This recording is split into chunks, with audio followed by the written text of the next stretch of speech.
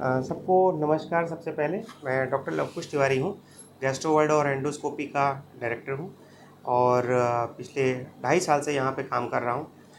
यहाँ आने के बाद में हमने बेसिकली गैस्ट्रो को एक नए आयाम के रूप में स्थापित करने की कोशिश किया है और विभिन्न प्रकार के जो जटिल ऑपरेशंस हैं पिछले 2.5 साल से हमने यहाँ पे परफॉर्म करना चालू कर दिया है। रीवा के मरीजों को अब बाहर जाने की आवश्यकता इन सब चीज़ों के लिए नहीं पड़ती है। अब आते हैं अपने केस पे। बेसिकली एक 4 साल की लड़की थी जो कि लगभग पिछले ये मान के चलिए आप 2 साल से पीड़ा से ग्रसित थी और उसकी पीड़ा होती थी और बीच बीच में ठीक हो जाती थी। उन्होंने इस चीज़ के लिए विभिन्न महानगरों में परामर्श लिया। परामर्श करने के बाद में डॉक्टर्स ने उनको बेसिकली एक बड़ी सर्जरी के बारे में बताया, जिसको कि कहा जाता है कि पित्त की नलिका को काट करके लीवर से आंतों को जोड़ने की सर्जरी में बताया।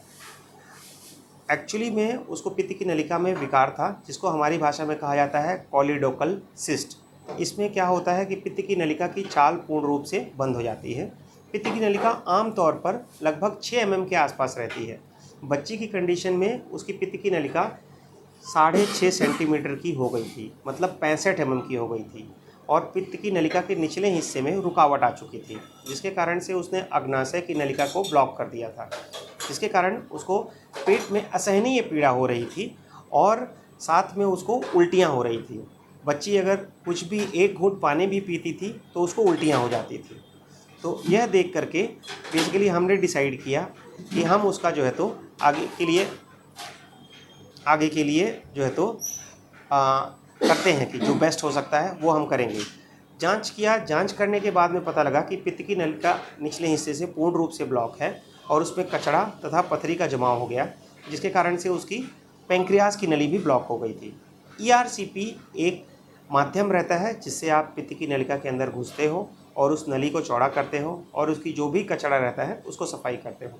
सेम चीज़ हमने किया। ये ऑपरेशन मैं अक्सर करता हूँ, चूँकि ये रीवा का पहला केस था जो कि पीडियाट्रिक एज ग्रुप का था। ERCP हम एडल्ट्स में आमतौर पर करते हैं, लगभग 2 से 3 प्रोसीजर डेली करते हैं, लेकिन 4 साल की बच्ची में ये अपने आप में एक अलग अनुभव था और बच्ची ऑपरेशन के बाद में पूर्ण रूप से स्वस्थ है, खाना पीना खा रही है और आज ही हमने उसको डिस्चार्ज कर दिया है। सर, इतनी कम उम्र में बच्चे की उम्र 4 साल है और उस उम्र में कोलोरेक्टल सिस्ट होना किस बात को प्रमाणित करता है? क्या ऐसी क्योंकि उम्र कम है बच्चे की?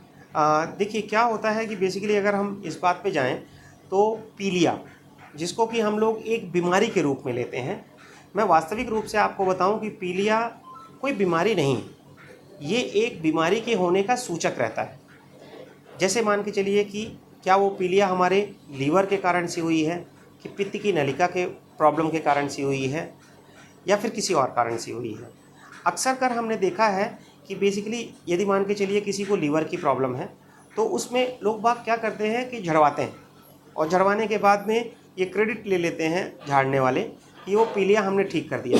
मैं आपको बताऊं कि लगभग यदि ऑर्गेनिक कारण नहीं है, मतलब पित्त की नलिका के अंदर में कोई विकार नहीं है, तो लगभग हेपेटाइटिस ए और ई नाम की बीमारियां जो होती हैं वो लीवर को सबसे ज़्यादा ग्रसित करती हैं। और ये हमारे लिए खुशी की बात ये है कि वो पीलिया अपने आप ही ठीक हो जाता है, हमको उसके लिए कुछ करने की ज़रूरत नहीं है। ये हमारे समाज में एक भ्रांति ज़रूर है कि यदि किसी को पीलिया हो गया है तो हमको उसको हल्दी नहीं देना है, हमको उसको मिर्च मसाला नहीं देना है, हमको उसको तैलीय पदार्थ नहीं देना है। अक्सर कर मैंने इनफैक्ट डॉक्टर्स को भी देखा है ये एडवाइस देते हुए कि आप मिर्च मसाला, हल्दी, ये सब चीज़ें सेवन ना करें, उसकी जगह में आप गन्ने का जूस पिएँ और रसगुल्ले खाएँ और जो है तो सादा भोजन करें। जबकि एक्चुअल में ये विपरीत है। मैं आपको फैक्ट बताऊं कि लीवर को खाना चाहिए, अगर उसको काम करना है तो खाना चाहिए। हाँ, यदि ऐसी स्थिति बनी है कि भाई उल्टी होने लग गई है तो वो तो कुछ पानी भी नहीं पी पाते हैं, खाना भी नहीं खा पाते। ऐसी कंडीशन में मेरे को एडमिट करके 1-2 दिन के लिए कुछ IV इंजेक्शंस देने पड़ते हैं ताकि उनको कम से कम उल्टियाँ रुक जाएं और वो खाने लग जाएं। और लगभग बता रहा हूँ 70% जो होते हैं, मतलब जो हमारे युवा अवस्था के लोग रहते हैं, तो उसमें जो पीलिया रहती है उसमें उनको भय खाने की ज़रूरत नहीं है। ये पीलिया का कोर्स मान के चलिए कि कई बारी 1 बिलिरुबिन, 2 बिलिरुबिन, 5 बिलिरुबिन, ऐसा उसका ग्राफ चढ़ते चढ़ते लगभग 30-35 तक भी पहुंच जाता है। लेकिन उसमें हमको घबराने की ज़रूरत नहीं है कि भाई इसका पीलिया लगातार बढ़ता जाता है। परिजन परेशान हो जाते हैं कि क्या हो रहा है, क्यों हो रहा है। उनको मैं सिर्फ सांत्वना दे करके और यहाँ पे और कुछ मेडिसिन स्टार्ट करके घर में ट्रीटमेंट करता हूँ और ईश्वर की कृपा से अभी तक ऐसा हुआ है किसी का भी पीलिया के कारण से, हेपेटाइटिस ए और ई के कारण से अभी तक किसी भी मरीज को मैंने खोया नहीं है, सारे मरीज स्वस्थ हुए हैं। हम बात करें अगर 4 साल की उम्र में, तो अक्सर कर क्या होता है कि ये वंशानुगत बीमारी रहती है, जिसके के कारण से उनकी पित्त की नली अच्छी तरीके से कार्य नहीं कर पाती है, और जैसे ठहरे हुए पानी में एक काई जमती है, वैसे ही उस पित्त में थोड़ा थोड़ा सा कचड़े का जमाव होता है, धीरे से वो पथरी का रूप लेती है। हाँ, ऐसी कंडीशंस में हमारे पास में कोई दवाई नहीं रहती है, क्योंकि जब तक आप उस पित्त की नली की सफाई नहीं करोगे और उसका पित्त का बहाव नहीं करोगे, तो कोई भी दवाई से मैं उसको पीलिया को नहीं ठीक कर सकता हूँ। इसीलिए हमेशा अनिवार्य ये है जानना कि भाई पीलिया का कारण क्या है। यदि मैं पीलिया का कारण जान लेता हूँ तो मेरे पास में ये एश्योरिटी रहती है कि हाँ, मैं इसको जो है तो ठीक करूँगा।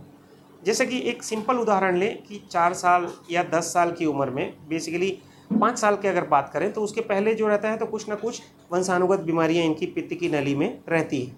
लेकिन अगर उसके ऊपर देखें, यदि लगभग 10 साल से लेकर के और 30 साल तक, तो मोस्ट कॉमन रहता है हेपेटाइटिस ए और ई, जिसमें कि हमको खाने पीने में कोई बहुत विशेष परहेज बताने की ज़रूरत नहीं रहती है। हमको ये बोलना होता है कि सामान्य खाना खाएं, बस बाहर का जो है तो स्ट्रीट फूड ना खाएं, क्योंकि थोड़ा सा अनहाइजीनिक होता है, तो उससे बचें। बाकी पीलिया ये धीरे धीरे करके अपने आप ही ठीक हो जाती है, और सच में वो ठीक है।